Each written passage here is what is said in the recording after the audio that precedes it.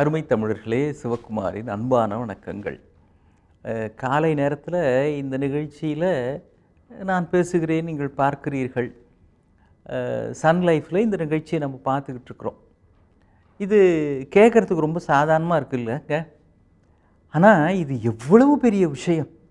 ஏன் இதை பார்க்குறதுக்கு நமக்கு கண் இருக்குது, காது இருக்குது, புரிஞ்சுக்கிறதுக்கு ஒரு மனசு அறிவு நமக்கு இருக்குது. அது மட்டும் இல்லை, இந்த நேரத்தில் மின்சாரம் இருக்குது, நமக்கு தொலைக்காட்சி பெட்டி இருக்குது. அப்பா, ஏதோ ஒரு மிகப்பெரிய தொழில்நுட்பத்தின் வழியாக ஒரு நிகழ்ச்சி நமக்கு காலையில் கிடைக்கிறது. ஆனால் இது ரொம்ப சாதாரணமாக இருக்குது. கையில் ரிமோட்டை வச்சு ஆன் பண்ணி அந்த நம்பரை போட்டால் தானே சன் லைஃப் வருது. இது என்ன பெரிய விஷயம் அப்படின்னு தோணுது இல்லைங்களா? இது மிகப்பெரிய விஷயம். ஆனால் நம்ம மனசனுடைய பலவீனம் இருக்கே, அதனாலேயே இது சாதாரணம் என்று தெரிகிறது. நான் இன்னும் கொஞ்சம் வேறு மாதிரி சொல்கிறேனே.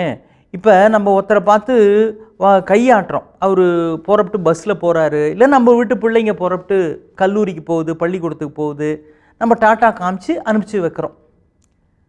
இந்த டாட்டா காட்டுகிற கை அசைவு இருக்கிறதே, இதுவே மிகப்பெரிய கொடுப்பினைகளில் ஒன்று. மருத்துவம் அப்படித்தான் சொல்லுகிறது, தத்துவமும் அப்படித்தான் சொல்லுகிறது. ஏன் பல பேருக்கு இப்படி கை அசைக்கிறதுக்கு கையே கிடையாது. அப்படி கை அசைக்கணும் அப்படின்னா கூட பிள்ளைங்க கிடையாது. அப்படி அசைக்க வேண்டும் நினைச்சாலும் கை எழும்ப மாட்டேங்குது. கை சுளுக்கு 1 வாரமான்றாங்க. சார் கையை தூக்கவே முடியலங்க, 1 வாரமாக ஃபிசியோதெரப்பி எடுத்துக்கிறேன் அப்படின்றாங்க. அப்போ கையசைத்து விடை பெற்று தர வேண்டும்னு பல பேருக்கு மனசே வருது இல்லை. எனக்குன்னு வந்து வாய்ச்சது பாரு, வந்ததும் சரியில்லை, வாய்ச்சதும் சரியில்லை, அப்பனாட்டமே என் கழுத்தை இருக்குது காலையில் அப்படின்னு பிள்ளையை திட்டி அனுப்புகிற அன்பான தாய்மார்களும் உண்டு. அப்போ நம்ம டாட்டா காட்டுகிற இந்த சாதாரண செயலுக்கு பின்னால் எவ்வளவு பல நல்ல விஷயங்கள் ஒன்று சேர்ந்திருக்கின்றன. நமக்கு இதெல்லாம் சாதாரணமாக இருக்கிற காரணத்தினாலேயே இது அசாதாரணம், இது கோடிக்கணக்கான பேருக்கு இது கொடுக்கப்படாத ஒன்று, இயற்கை நமக்கு தேடி ஆசீர்வதித்திருக்கிறது என்பதை தெரிந்து கொள்ள வேண்டும். ஆங்கிலத்தில் சொல்லுவாங்க, என்னமோங்க எனக்கு எப்போ பாரு இது மாதிரி பிரச்சனையாக கஷ்டமாகவே வந்துக்கிட்டு இருக்குதுங்க, பொழுது விடிஞ்சு பொழுது போனால் அப்பா ஒரு நாள் போகிறதுன்றது பெரும்பாடாக இருக்குதுங்கன்ற வேடிக்கையாக சிரிச்சுக்கிட்டே பெர்னாட் ஷா சொல்கிறாரு, எப்பா கவுண்ட் யுவர் பிளெஸ்ஸிங்ஸ் அப்படின்னார். என்ன, நீ சந்தோஷமாக இருக்கிறதுக்கு சுலபமான வழி என்ன தெரியுமா?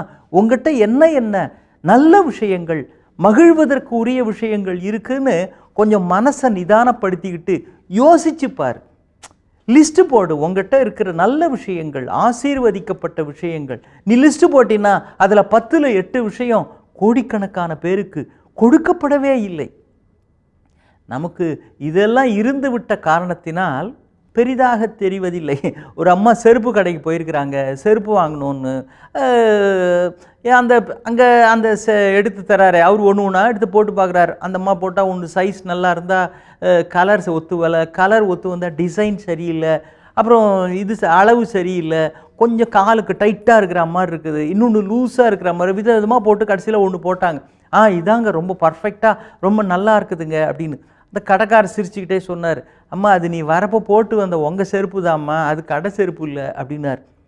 அது கூடவே இருக்கிறதுனால அது சரியில்லை, அது பொருத்தம் இல்லை, வேற ஒன்று வாங்கலான்னு நம்ம முடிவு பண்ணிடுறோம். ஆனால் வேற ஒன்றை விட நம்மிடம் இருப்பது தான் நமக்கு மிக பொருத்தமான ஒன்று அப்படின்னு தெரிந்து கொள்வதற்கும் சில சமயங்களில் சில தேவையில்லாத சூழல்களை இறைவன் நமக்கு உருவாக்குகிறான், அல்லது இயற்கை உருவாக்குகிறது, அல்லது வாழ்க்கை நமக்கு இப்படிப்பட்ட சில சங்கடமான சூழலை தந்தும் நம்மிடம் இருக்கிற பரிசுகளை பற்றி நமக்கு நினைவுபடுத்துகிறது. சார் ஒரு நாள் நடந்து போனால் தான் சார் பஸ்ஸோட அருமை தெரியும், இல்லைன்னா நம்ம 2 வீலர் அருமை தெரியும், எவ்வளோ சுலபமாக ஏறி உக்காந்துட்டு நம்ம போயிட்டோம் அப்படின்னு காரோட அருமை தெரியும். ஒரு நாள் முழுக்க வெயிலில் அலைஞ்சு திரிஞ்சு பாருங்கள், நம்ம இருக்கிறது ஒரு சாதாரண வீடாக இருந்தால் கூட அது மாளிகை மாதிரி தெரியும். தினம் அங்கேயே இருக்கிற காரணத்தினால அதனுடைய அருமை தெரியல. சில பேர் 30 இன்ச்சு டிவி இல்லையே, 40 இன்ச்சு டிவி இல்லையேலாம் ஃபீல் பண்ணிட்டு இருக்கிறான். எப்பா டிவின்னு ஒன்று இருக்குல்லப்பா, இந்த திரைப்படங்கள், இந்த நாடகங்கள், இந்த சீரியல் நீ எதில் பார்த்தாலும் ஒரு அளவுக்கு மேலே ஒன்று தான்ப்பா. அதுக்கு பிறகு முடிச்சு நீ அடுத்த வேலையை பார்க்க போகிற. ஃபுல் சைஸ் சினிமா தியேட்டர் மாதிரியே வீட்டில் டிவி இல்லையே, இதுக்கெல்லாம் வருத்தப்பட்டுக்கிட்டு இருக்கக்கூடாது. நம்ம அப்பா, நம்ம அம்மா அல்லது கணவன் அல்லது மனைவி நாம் ஒத்தையில் நின்றுக்கிட்டு கஷ்டப்படுறப்போ தான், என்ன நீ இது முன்னாடியே சொல்லிடக்கூடாதா, தோ வரேன் இரு அப்படின்னு சொல்வதற்கு அங்கிருந்து உடனடியாக கணவன் வந்து கை கொடுக்கிற பொழுதுதான், பேர்பட்டமையா தங்கமான மனுஷன் கொஞ்சம் சல்லுபுள்ளுன்னு எரிஞ்சு உழறாரே தவிர, இந்த உலகத்தில் எனக்கு ஒரு கஷ்டம்னா உடனே ஓடோடி வந்து காப்பாற்றுறதுக்கு இவர் தானே இருக்கிறாருன்னு கணவன் அருமை தெரியும். எப்போ பாரு அவள் சல்லு புல்லுன்னு கத்திக்கிட்டு தான் இருக்கிறா. ஆனால் எனக்கு உடம்பு சரியில்லைன்னு ஒரு 1 ஹவர் பர்மிஷன் போட்டு சீக்கிரமாக வீட்டுக்கு வந்துட்டா கூட அதை கேட்டு துடித்து போவதற்கு என் மனைவிதான் இருக்கிறாள்னு துன்பம் வருகிற நேரத்தில் தான் மேலானவர்களுடைய அருமை நமக்கு தெரியும். எனவே நம் கூடவே இருக்கின்ற உயர்ந்த விஷயங்கள் என்னென்ன என்று தினமும் ஒரு பட்டியல் போட்டு நினைத்துவிட்டு நன்றியோடு காலையில் அடுத்த வேலைகளை கவனியுங்கள். இந்த நாள் முழுவதும் இன்பமாகவும் மகிழ்ச்சி நிறைந்ததாகவும் அமையும். இல்லாததை எண்ணி மனம் பொல்லாததுக்கெல்லாம் புலம்பிக் கொண்டிருப்பதை விட இருப்பதை எண்ணி தம்மிடம் இருப்பது எவ்வளவு பெரிய விஷயம் என்பதை நினைக்கிற பொழுதுதான் வாழ்வில் நிம்மதி பிறக்கும். இன்னும் சந்திப்போம். வணக்கம்.